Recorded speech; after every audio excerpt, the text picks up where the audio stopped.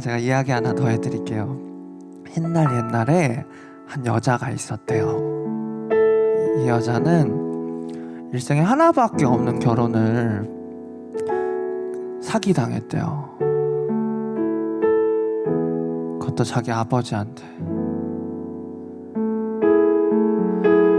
여차 저차해서 결혼은 했는데 남편이 자기를 봐주질 않는 거예요. 이건 그 여자의 노래입니다. 야곱은 날 외면하여도 주님은 날 보아주신다. 야곱은 날 무시하여도 주님은 날 들어주신다. 야곱은 날 떠나갔지만 주님은 나만 안으신다. 야곱은 날 인정 안 해도 주님은 나만 인정하네. 근데 이 당시 히브리 사회에서는 여자가 아들을 낳으면 좀 커다란 힘이 됐대요. 그래서 이 여자를 불쌍히 여기셨던 하나님이 아들을 주십니다. 첫째, 루벤 보다 나 좀 봐주세요. 나도 사랑받고 싶다고요. 나 오늘 머리도 바꿨는데, 나 옷도 예쁜 옷으로 바꿔 입었는데, 근데 아무리 애를 써도 남편이 여자를 봐주질 않는 거예요. 하나님이 또 아들을 주십니다. 둘째, 시므온 듣다. 내 얘기 좀 들어주세요. 나도 사랑받고 싶다고요. 근데 아무리 얘기를 해도 이 남편이 나를 들어주지가 않으니까 괜히 꼬투리라도 한번 잡아보는 거야. 괜히 잔소리 한 번이라도 해보고. 근데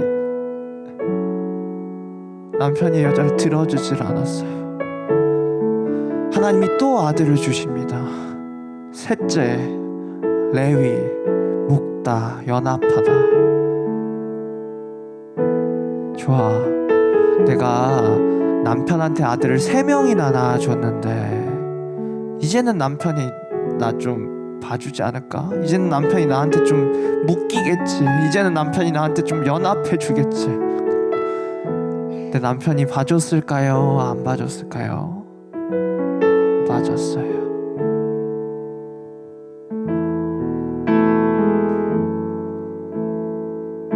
야곱은 날 외면하여도 주님은 날 보아주신다. 야곱은 날 무시하여도 주님은 날 들어주신다. 야곱은 날 떠나갔지만 주님은 다만 안으신다. 야곱은 날 인정 안 해도 주님은 나만 인정하네. 하나님이 또 아들을 주십니다. 근데 이번에는 이 여자의 반응이 좀 달라요. 넷째, 유다. 찬양이라는 뜻이래요. 진정한 행복은 사람한테 나오는 게 아니구나. 진정한 행복은 내가 뭘 많이 이뤘다고 나오는 것도 아니구나. 진정한 행복은 남편한테 나올 수가 없는 거구나. 진정한 행복은 하나님한테 나오는 거구나. 이제야 주님을 내가 찬양하겠다. 자로다 유다, 내게 행복을 주신 분께. 자로다 유다, 나를 사랑한다는 분께. 자로다 유다, 나를 좋아하시는 분께. 자로다 유다 유다 유다.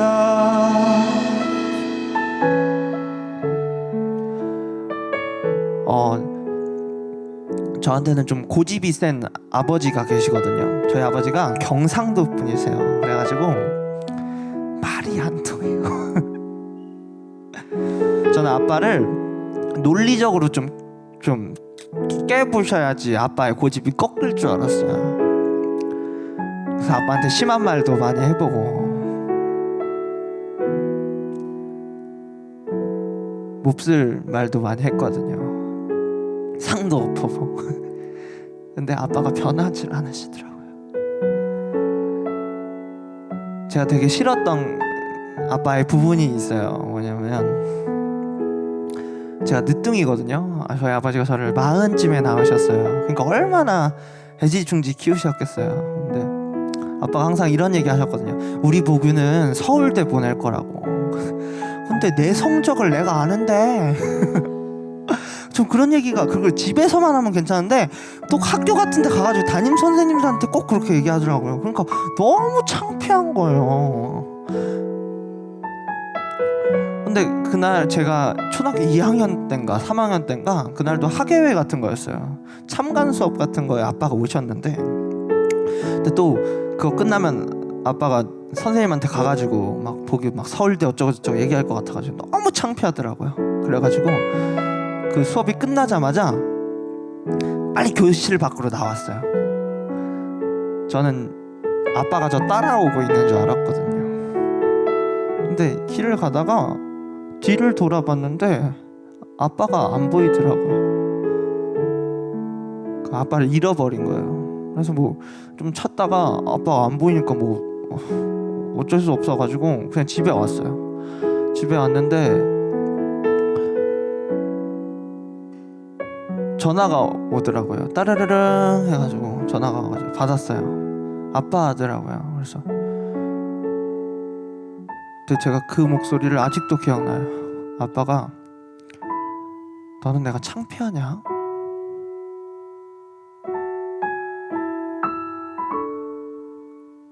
제가 그때 너무 당황해가지고 뭐 제대로 대답을 못했어요. 그래서 그냥 잊고 지내고 있었는데 하루는 교회 금요철야 예배를 드리는데 너무너무 상처가 많은 상처투성이인 심장이 기도 중에 떠오르더라고요. 주님 이게 뭐예요? 라고 물어보니까 아빠 심장이라는 감동이 있더라고요. 근데 거기에서 가장 커다랗고 가장 깊고 가장 긴 상처가 제가 낸 상처더라고요. 하나는 아까 학예회 때 있었던 일, 또 하나는 제가 재수했거든요. 근데 전 재수하기 너무 싫었는데 아빠가 하라 그래서 했어요. 근데 제가 아빠를 좀 설득하려고 심한 말도 많이 했거든요. 아빠 돈 있어? 남들은 기숙학원도 해주고 뭐도 해주는데 아빠 돈 없지 않냐고. 아빠가 그때 가만히 있으시더라고요. 전 아빠가 그래서 그걸 회개하고 저를 재수를 안 시킬 줄 알았는데 시키더라고요. 근데 그게 생각이 나더라고요. 제가 기도 중에 그게 떠오르고 나서 아빠한테 전화했어요. 뭔가 좀 사랑한다고 얘기를 해야 될 것 같더라고. 근데 말이 안 떨어져요. 이게 평소 때 얘기를 안 하면 안 떨어져요. 그래서 그냥 아빠한테 따르르 해가지고 전화를 했어요. 전화를 해서 아빠가 받으시더라고요. 와 이렇게, 저희 아빠 항상 이렇게 받거든요. 와 이렇게 받으세요. 그럼 사랑해. 그럼 끊었어요. 근데 제가 선교를 가기 전에 하나님 이걸 떠올려 주셔서 이 학예 사건을 얘기하겠더라고요. 그래서 아빠한테 비행기 타기 전에 아빠한테 얘기했어요. 아빠 옛날에 내가 초등학교 2학년 때인가 그때 아빠가 우리 학교 왔을 때 내가 아빠 잃어버린 적 있지 않냐고. 근데 아빠가 그때 나보고 너 나 창피하냐고 하지 않았냐고. 근데 나 아빠 창피한 게 아니라고.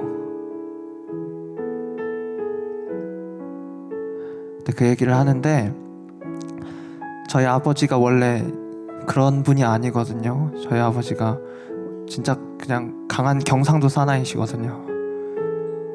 내 아빠가 무너지시더라고요. 꺼이꺼이 우시더라고요. 저는 아빠를 논리로 이겨야 된다고 생각했어요. 아빠를 좀 뭔가 아빠 합리적이지 않다고 그런 걸로 좀 깨부셔야 된다고 생각했는데, 내가 그렇게 강하게 얘기할수록, 강하게 맞받아칠수록 더 아빠는 아빠의 고집을 강하게 하시더라고요. 그러니까 아빠의 방어선이 더욱더 견고해지더라고요. 내 사랑이 들어가니까 무너지더라고요. 제가 영적으로 너무너무 안 좋았을 때가 있거든요. 그때 어떤 전도사 친구가 저한테 얘기하더라고요. 보기야, 내가 요새 막 어떤 목사님한테 들은 얘기인데 그 구절이었어요. 나는 마음이 온유하고 겸손하니 나에게 와서 배우라고. 그리고 내 멍에는 가볍다고. 근데 그 친구가 그 얘기를 저한테 하는데 제가 마음이 다치더라고요. 그리고 가드가 이렇게 올라갔어요. 뭐야, 나보고 겸손해지라는 거야? 나보고 온유해지라는 거야? 쥐는 얼마나 잘하는데? 막 이런 생각이 들더라고. 근데 그 친구가 계속 또 얘기를 해줬어요. 보기야, 근데 이 말 뜻이 너 겸손하지 못하니까, 너 온유하지 못하니까 겸손해지라고 하는 게 아니라, 너보고 온유해지라는 게 아니라, 예수님이 온유하셔서 그분이 가기 싫어하는 곳도 너 때문에 가주신다고. 예수님이 겸손하셔서 그분이 있고 싶어 하지 않는 곳도 너 때문에 있어 주신다고. 근데 제가 그 얘기를 듣는데 가드가 내려가더라고요. 어떤 전도왕 분이 해주셨던 얘기인데, 그분은 중학교 선생님이었거든요. 학생들은 정답을 듣는 게 아니래요. 그게 옳고 그르고라서 따르는 게 아니래요.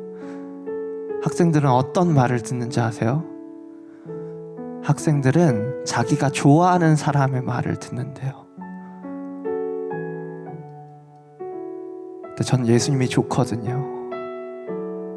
물론 어쩔 땐 너무 힘들 때도 있는데 근데 그래도 좋으시더라고요. 예수님을 알면 알수록 순종은 자연스럽게 나오는 게 맞다고 저는 생각을 하거든요. 원수는 속입니다. 너 이거 못했지, 너 저거 못했지, 너 이거 해결하고 가야 된다? 그래야지 하나님한테 갈 수 있어.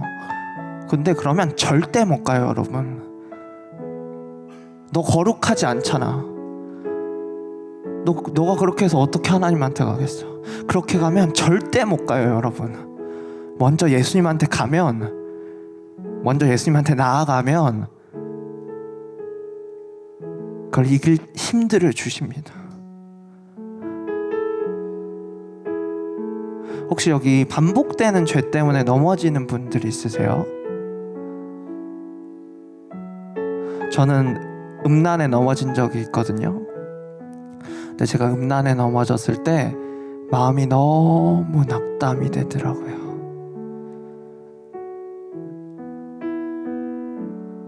회복이 잘 안 되더라고요. 근데 하루는 기도를 하는데 이런 찬양 소리가 흘러나왔어요. 예수 나의 좋은 치료자라는 찬양이었어요. 그리고 이런 생각이 들었습니다. 아, 예수님이 내 치료자시지. 내가 만약에 흠이 없고 정결하고 그렇게 거룩했으면 예수님이 여기 오실 필요가 없었지.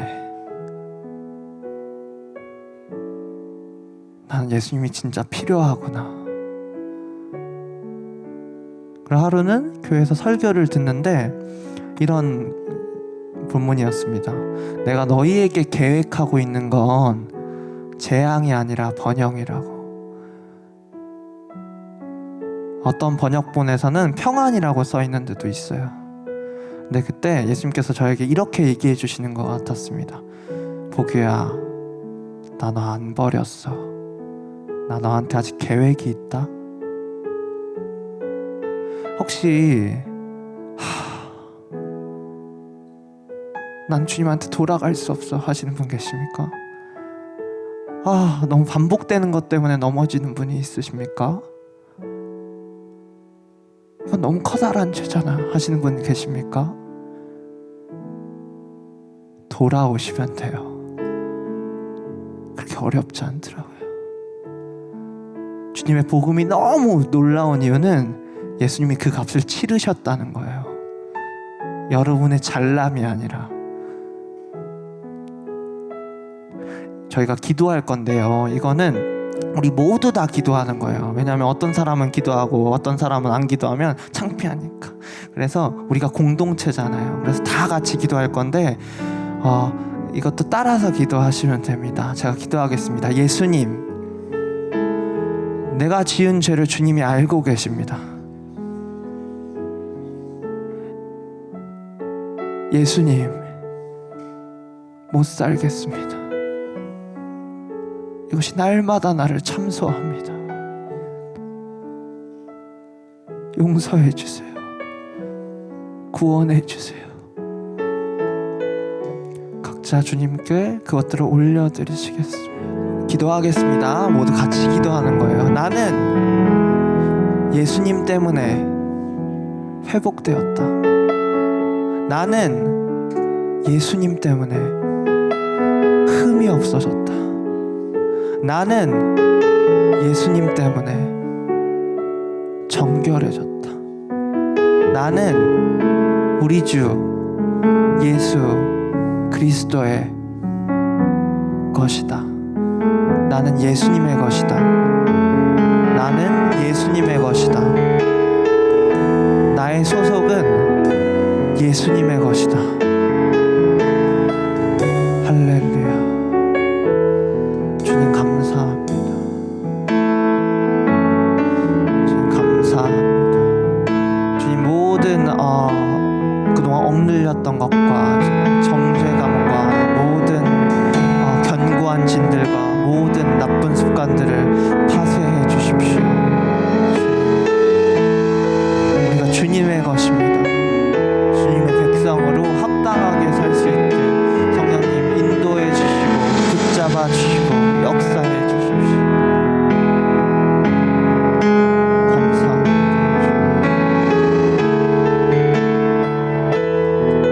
감사합니다.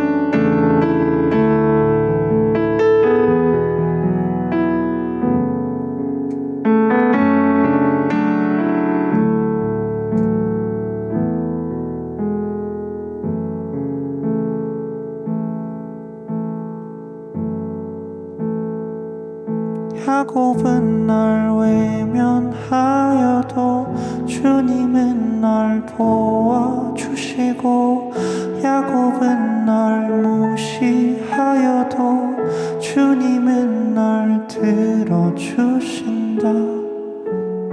감사합니다. 주님, 우리 주님께 영광의 박수 올려드리시겠습니다.